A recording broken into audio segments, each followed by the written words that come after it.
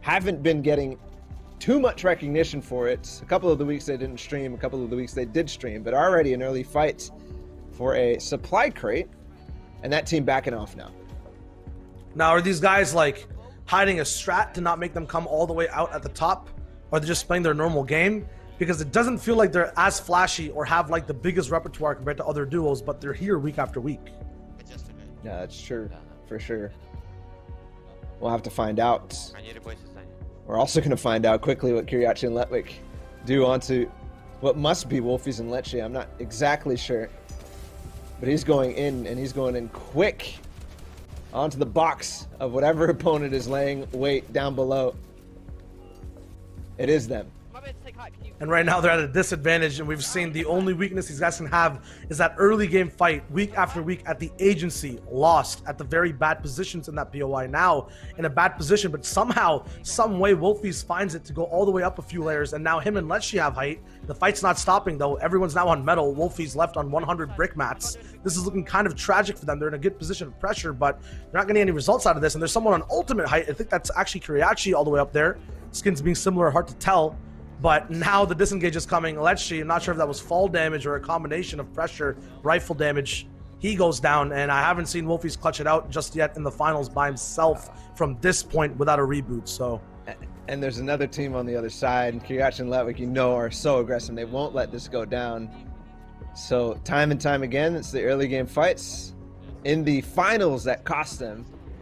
Clearly in the semifinals, these guys are performing when they need to, but that does not matter anymore. We're going to watch from Kiriachi and Letwick's perspective, and they're still trying to track this down.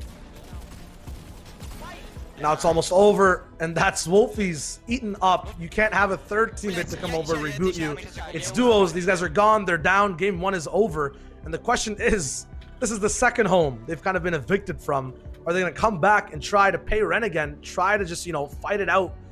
Or do they even have a drop spot left if they're successful?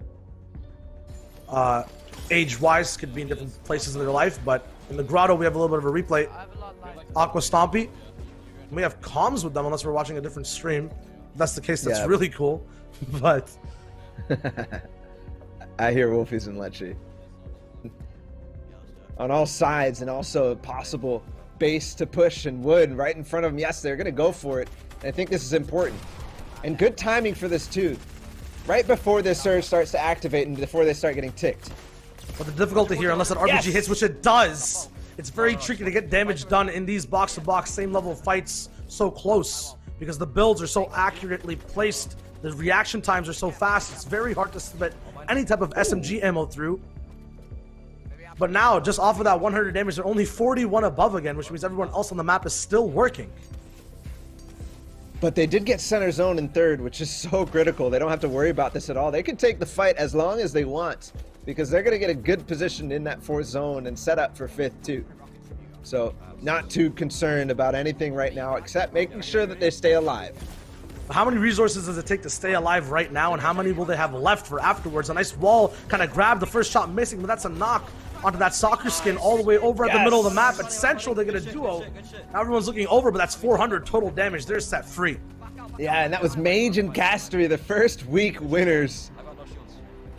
So finally, they have speed, and I think Andalex and Nate not only expected that, but prepped for it at the same time. CRR springs up his own trap. There's another duo. It's a three-way fight now.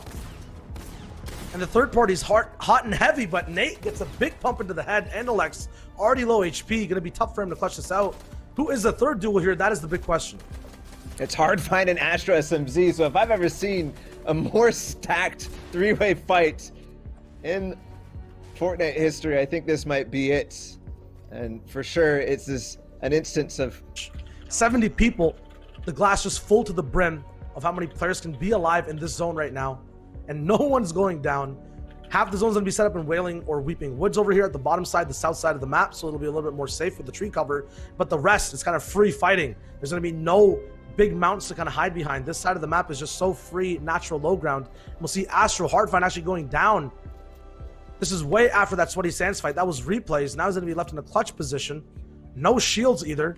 Just two weapons. He needs to find this. There's the first tag and connect. There's the follow-up. What? But he gets picked off from the back by Putro. I don't even know There's so much. Both at the split, we're sitting at about 350 metal. That elimination tops them both off in the most important mat you need for just this zone and the next one. And now the pressure is still coming down. 500 AR now. Nice. Between both of them, 350 on Savid. And they can still keep focusing this. This is what you exactly said, tarping. The effect of that, doing it just a little bit, is having saves and fights all the way on low ground and high ground like this.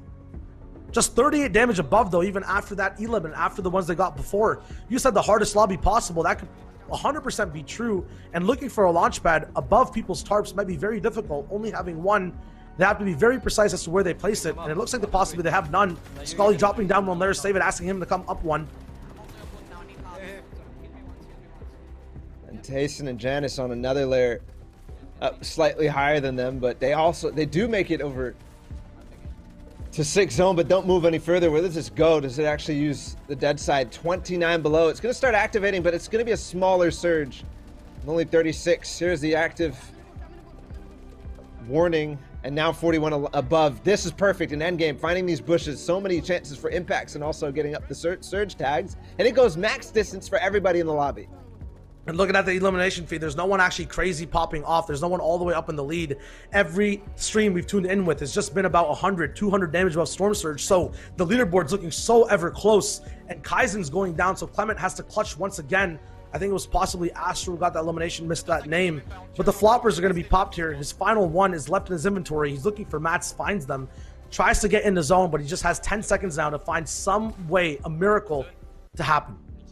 Nice, and the zone bounces back now all the way over that entire stretch where it just kept going forward and forward and forward. Now Clement, no more floppers, no more mats, 40 builds for him, but a player gets right in his box. He's going to opt to not go for that because he still wants to pop these shields, but it's a full duo, and they're cleaning house down on low ground. And we see Tayson and Janice on the same position slightly earlier, right before that 9th zone of revealed, so we might see them falling not too shortly. They got up just one. Janice is up in a fight, though. These guys are slightly split, so the pressure is not going to be as heavy and hard, but they will have some chance of survival in case one thing goes wrong on one side. Janice, that happens to him. Absolutely demolished. His shield's gone. His HP already at half, and someone's in their box. Janice is going to get separated by that ramp. Tayson trying to find a way in. He gets the elimination. That's one big knock. Now he has to walk all the way forward. Can he get the finish? He can. He's going to stay all the way up in zone. We'll see if he gets possible floppers. No, it's just going to be him, his bandages, his inventory, and his 60 HP that he can use to kind of dip in and out. Everyone on every single side is around him, and he has to stay so secluded. Just 7 mats left. RPGs are going to crack that egg open, missing a crucial shot on low ground. That's unfortunate. Possibly trying to heal game. His AR's not reloaded. It looks like it's over, and it is, but he gets a maximum placement for it. And MXR, him and Maggle, surviving all the way to the very end. No elimination, so it's going to be purely just placement right now for MXR. He gets one finish. That's 12th place, slightly delayed stream. But this endgame is jam-packed. How did we get to this stage right here with only 12 players? This is Nitro and CRR. They're still alive, but it's just actually CRR down on low ground. And of course, it's Stompy and Aqua. Every time we switch to freaking replay, they are on high ground with the minigun. And they're doing it again this week. This might be a reason we see them at the top of FNCS after all 4 weeks, and also possibly at the end. There's how MXR got beamed into oblivion, but 2 kills only at this stage of the game. We might be seeing a repeat of that steamy stacks from last weekend.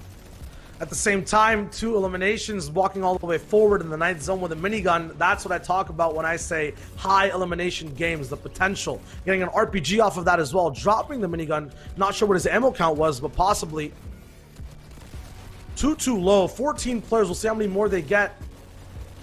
8 duels left. The placement's going to be guaranteed for Stompy and Aqua. Stompy operating by himself, finding ways is Aqua, though, for getting these RPGs into the tiniest cracks on these builds. And the pressure's still coming down. These duos possibly not even communicating. They just know exactly where to shoot when it comes to ARs, and that's Ref's guard falling to another RPG. He shot 3 and he's found 3. Can he find 4? Here's Stompy up at the very vertical top of spot. Clement, we saw him trying to survive in his own box. Kubix is alive as well. And yeah, Cammy and Kubek still up. There was full duos alive before Ref's guard went down. Scram goes down finally, and I believe now it's just Stompy, Aqua against Kubex and Cammy, and then the final solo is Styler. So they're trying to close this out, get a good angle, but Aqua goes all the way down. I think probably a mistake, but he still takes out Styler. And now Cammy and Kubex are in zone, trying to possibly make a play for Heights, but Stompy is aware. Stompy knows everything that's going on in this situation. They're going to be able to clean this up easily. Aqua onto Cammy, and Stompy onto Kubex. The win in the first game, a difference. I'm going to swap right over to them. And yes, they are 18 points. And again, Maestro and Styler started off strong last weekend too, at second point. Yeah, this is kind of deja vu because the leaderboard looks almost exactly the same.